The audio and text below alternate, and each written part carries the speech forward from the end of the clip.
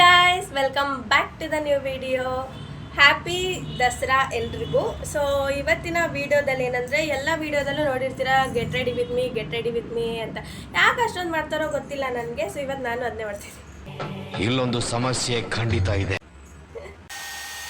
ನಾನು hair dry ಮಾಡ್ಕೊತಿದ್ದೀನಿ ಅಂತ ನೀವು ಕೂಡ ಹೇರ್ ಡ್ರೈ ಮಾಡ್ಕೋಬೇಡಿ. ಯಾಕಂದರೆ ಹೇರ್ ಡ್ರೈ ಮಾಡೋದ್ರಿಂದ ತುಂಬಾ ಕೂದಲು ಉದುರುತ್ತೆ.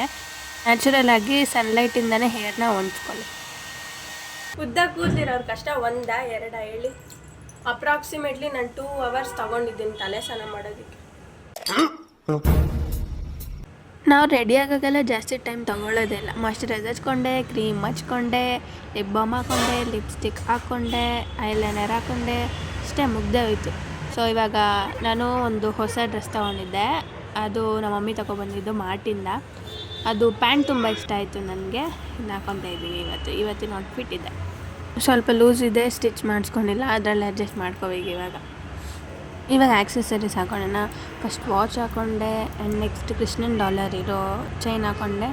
ಅದಾದಮೇಲೆ ಇಯರಿಂಗ್ಸ್ ಹಾಕ್ಕೊಂಡೆ. ಮಾಸ್ ಇವಾಗ ರೆಡಿ ಆಗೋದ್ಲು.